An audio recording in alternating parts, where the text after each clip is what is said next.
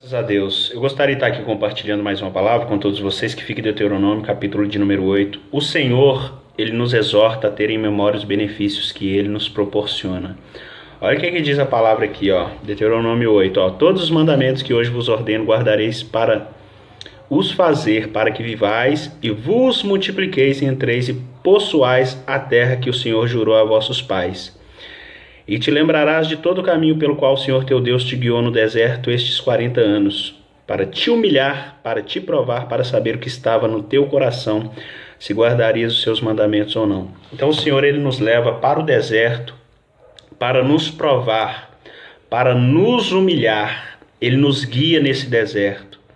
Para quê? Para saber aquilo que está no nosso coração. Deus, Ele é onisciente, Ele sabe aquilo que está no nosso coração, mas Ele quer que nós conheçamos o nosso coração como Ele realmente é. Olha aqui um exemplo do rei Ezequias. Olha, segundo Crônicas 32, 27, diz assim, e teve Ezequias riquezas e glória em grande abundância, e fizeram-se tesouros de prata, de ouro, de pedras preciosas, de especiarias e de escudos e de tudo o que se podia desejar. Também armazéns para a colheita do trigo e do mosto e do azeite, e estrebarias para toda a casta de animais e currais para os rebanhos. Edificou também cidades e possuiu ovelhas e vacas em abundância, porque Deus lhe tinha dado muitíssima fazenda. Também o mesmo Ezequias tapou o manancial superior das águas de Giom e fez correr por baixo para o ocidente da cidade de Davi, porque Ezequias prosperou em toda a sua obra. Deus abençoou o rei Ezequias em tudo. Em tudo. Aí no versículo 31 diz assim, contudo no negócio dos embaixadores dos príncipes da Babilônia, que foram enviados a ele a perguntarem acerca do prodígio que se fez naquela terra. Aí o que aconteceu? Olha aqui, Deus o desamparou para prová-lo, para saber tudo o que havia no seu coração. Então Deus abençoou ele de tal forma, Deus deu tudo para ele. E aí alguns príncipes ali da Babilônia foram lá espiar, foram lá saber o que tinha acontecido naquela terra, aqueles tais prodígios que tinha acontecido ali. E o rei Ezequias, ele permitiu que aqueles babilônios entrassem ali. E a Bíblia faz questão de dizer que Deus o desamparou para prová-lo, para saber tudo que havia no seu coração. Muitas das vezes, amados, quando Deus ele faz isso com nós, não é porque, como eu disse anteriormente, não é porque Ele quer conhecer, porque Ele já conhece o nosso coração. Ele quer que nós o conheçamos. Porque muitas das vezes nós dizemos o seguinte, se eu ganhar 1 milhão, eu não vou ficar soberbo, eu não vou ficar orgulhoso. Aí Deus fala, você não vai ficar soberbo e orgulhoso. Não, aí Deus vai te dar 100 mil.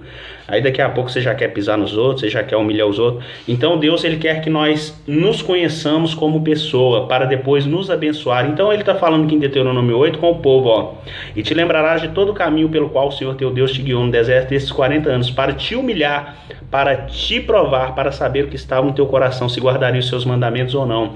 Antes do Senhor, Ele nos dá uma bênção. Preste bem atenção nisso aqui. Primeiro Ele irá nos provar. Primeiro Ele irá nos levar para o deserto, para depois nos dar aquela tal bênção que nós queremos. Por quê? Porque na verdade nós temos que amadurecer, nós temos que criar raízes. Olha o que diz o versículo 3, e te humilhou e te deixou ter fome. Olha que Deus maldoso, deixou ter fome, foi?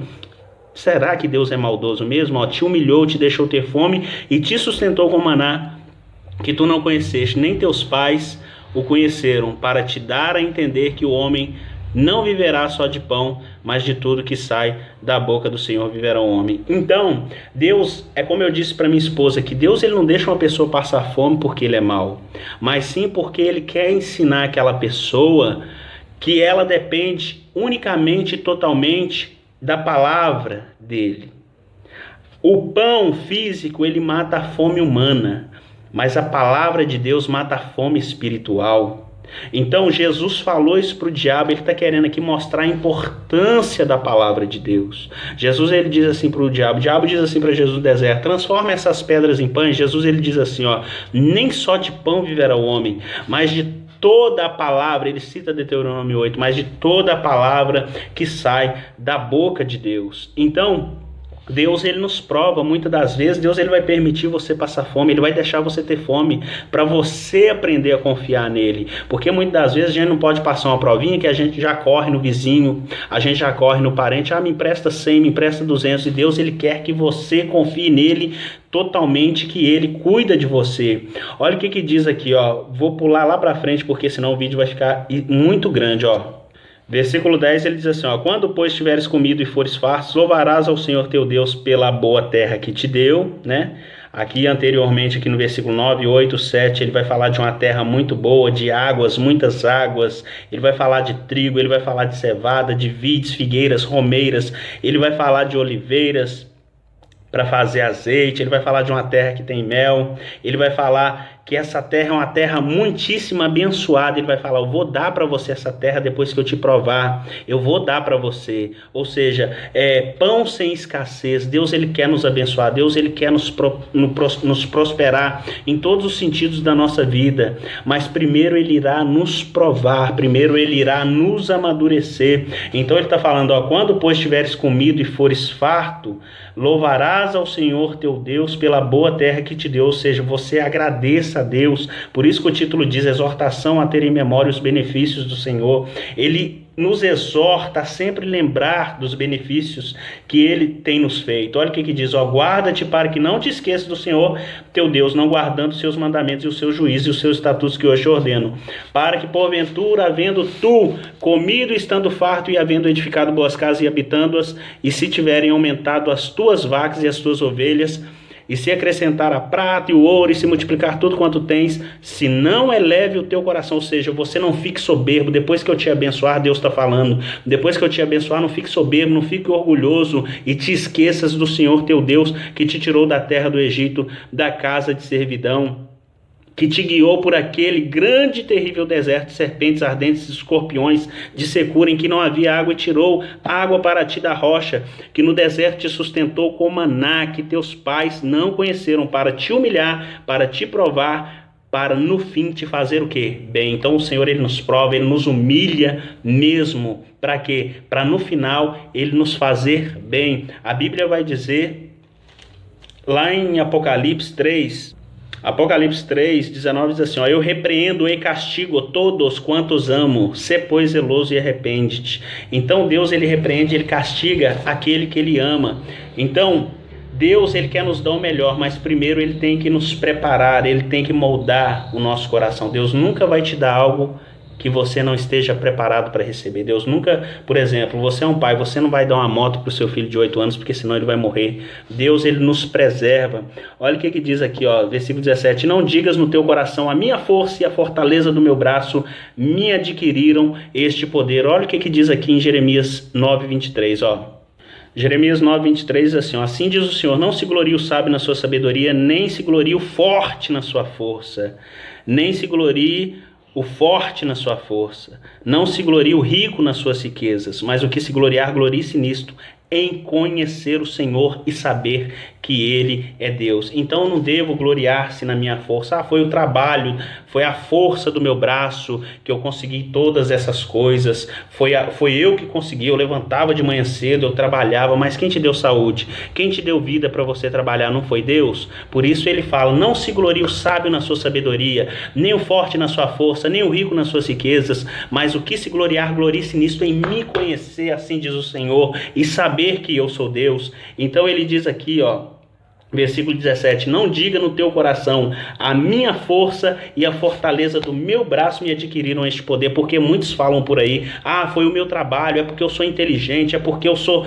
sabido. Não, aqui tem a Bíblia, ela está nos instruindo que eu não devo me gloriar na força do meu braço, na minha sabedoria, na minha riqueza. Olha o que diz o versículo 18. Ó, antes te lembrará do Senhor teu Deus, que é Ele que te dá força para adquirir esse poder. Então é Deus que me dá força para mim conseguir comprar a minha casa. É Deus que me dá força para me trazer o sustento para minha casa. É Deus que me dá força para mim ter sabedoria, para mim ter inteligência. Olha o que ele diz. Ó, que é o Senhor que te dá força para adquirir esse poder, para confirmar o seu concerto que jurou aos teus pais, como se vê neste dia. Aleluia. Teve 10 leprosos que foram curados por Jesus, mas um só voltou para agradecer. Eu vou te mostrar, olha aqui.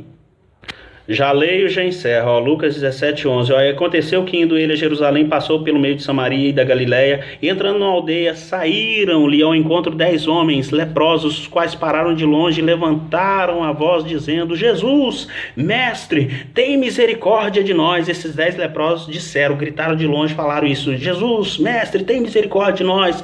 E ele vendo, ou seja, Jesus vendo eles, disse-lhes: ide mostrar aos sacerdotes. E aconteceu que indo eles, ficaram limpos, ou seja, Jesus curou eles. Olha o que aconteceu logo após, ó. E um deles, vendo que estava são, voltou glorificando a Deus em alta voz. Quantos voltaram de 10? Um somente. Olha o que diz, ó.